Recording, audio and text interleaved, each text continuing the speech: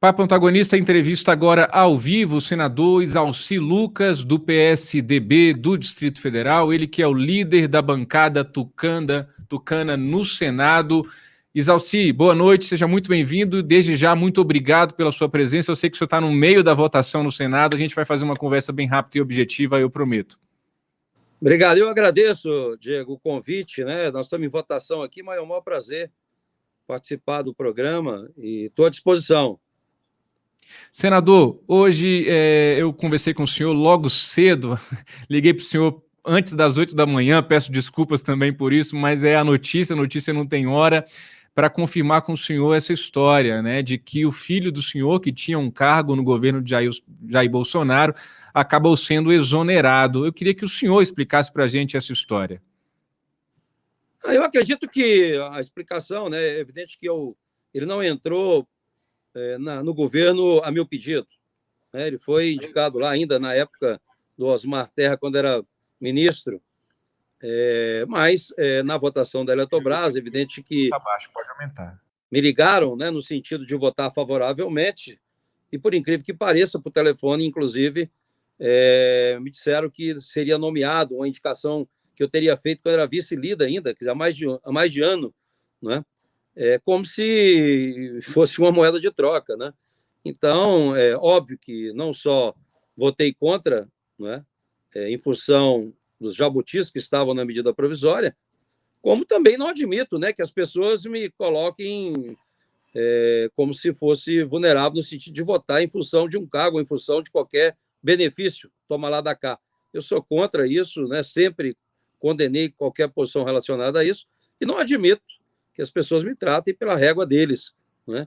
Então, mas normal, isso é cargo comissionado, eles colocam quem eles quiserem, retiram quando quiserem, só que acho que foi muita coincidência, mas lógico, né?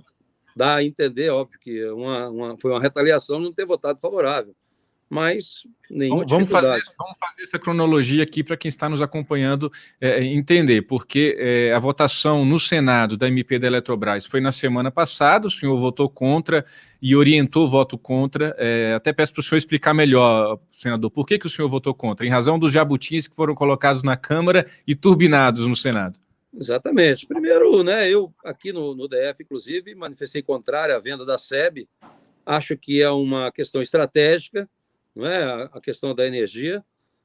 Mas, ao mesmo tempo, o texto que foi aprovado na Câmara foram incluídas, né, dezenas de jabutis, e que não tem nenhuma dúvida que vai causar aumento da conta do contribuinte, do consumidor, não é? E por isso votei contra, em função das mudanças que ocorreram, das emendas que foram admitidas na Câmara e principalmente depois ainda no Senado, onde foi ampliado ainda mais. Quer dizer, foram atendidos vários pedidos, né, de regiões para aprovar a medida da forma como foi relatada. Então, não só votei contra, como orientei a bancada total de votar contra. O senhor é líder do PSDB, um partido que historicamente é favorável às privatizações, o governo FHC aí e tudo mais. Agora, no partido do senhor, somente votou favorável a esse texto no Senado o senador Roberto Rocha, que é do Maranhão, que está, inclusive, de saída do PSDB. Pelas mudanças que foram feitas no Senado, o texto acabou voltando para a Câmara para uma nova análise dos deputados, isso na segunda-feira dessa semana, nós noticiamos aqui no Antagonista, e aí ontem o filho do senhor foi exonerado, é isso, senador?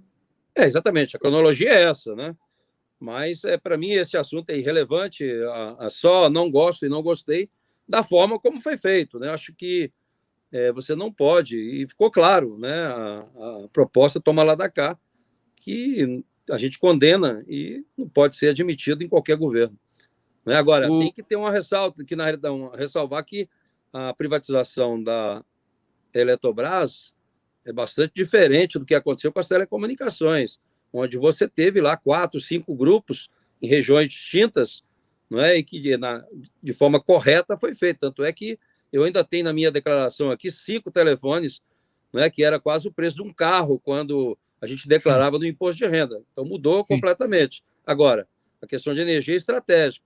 O texto original né, o PSDB votaria favorável, né? Houve até uma conversa com relação a isso. O próprio Tasso deixou isso claro, inclusive, né, se fosse o texto original, que o encaminhamento seria assim, mas da forma como fizeram o relatório, né, cheio de emendas, e aí não dá para votar uma matéria dessa, ainda mais virtual.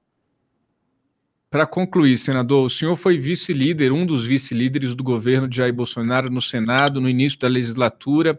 Na época que o senhor deixou essa função, eu também conversei com o senhor me disse que não havia nenhum estranhamento com o governo e que a única razão era o fato de que o senhor estava prestes a assumir a liderança do partido no Senado e que não daria para conciliar as duas coisas. Eu volto a perguntar para o senhor, houve algum estranhamento com o governo de Jair Bolsonaro? Hoje o senhor se considera um parlamentar da base do governo? Não. O PSDB é a oposição, mas o PSDB sempre votou o que é favorável ao Brasil, o que é bom para o Brasil. A gente vota. Se houve algum avanço nas reformas neste governo, se deve muito ao PSDB. Não é?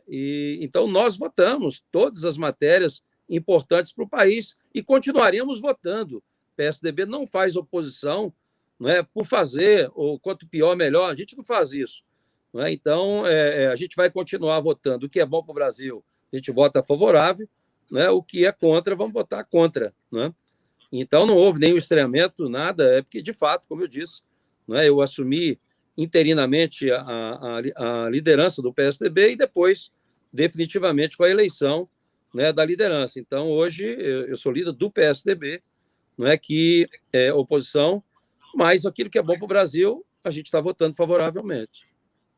Senador, dois ministros ligaram para o senhor, o ministro do Turismo, Gilson Machado, o ministro-chefe da Casa Civil, Luiz Eduardo Ramos, como o senhor relatou agora há pouco, para pedir o seu apoio à votação da MP da Eletrobras e aí oferecendo, então, esse cargo que o senhor teria para indicar ainda de quando era vice-líder do governo no Senado.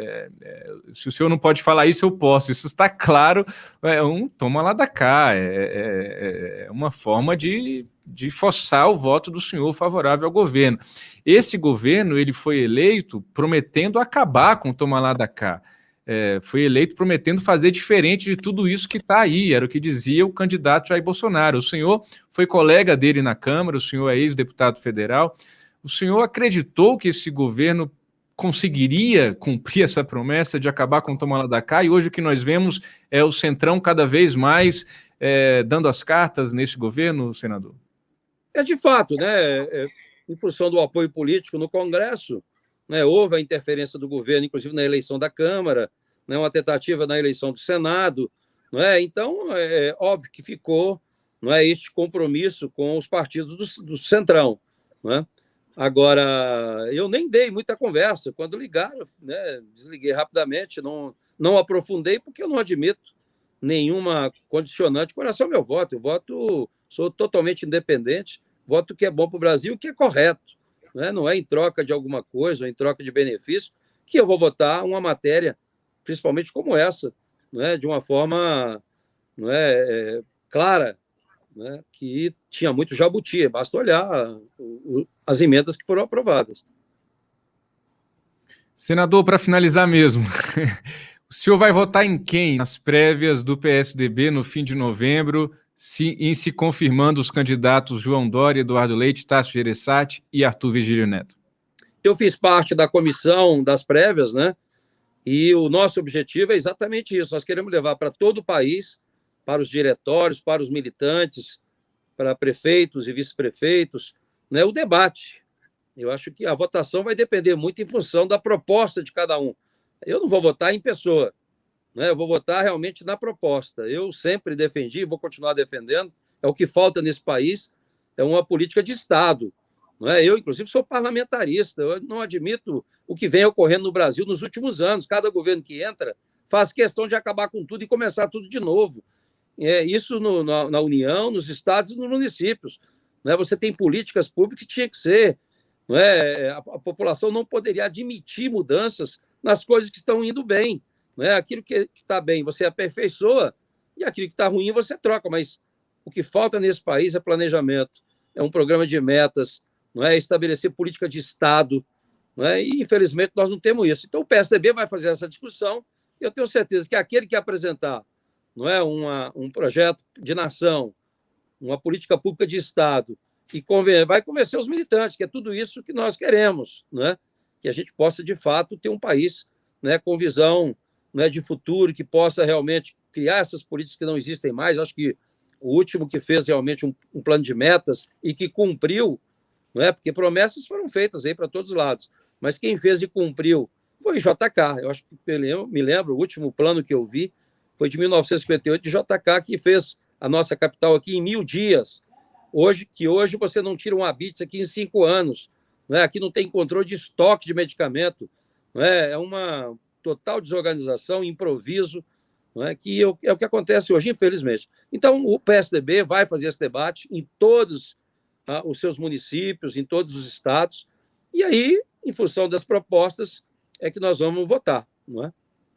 O senhor não quer falar o seu preferido, mas eu entendo, Eu não senador. conheço, não, muito pelo contrário, nós temos bons candidatos.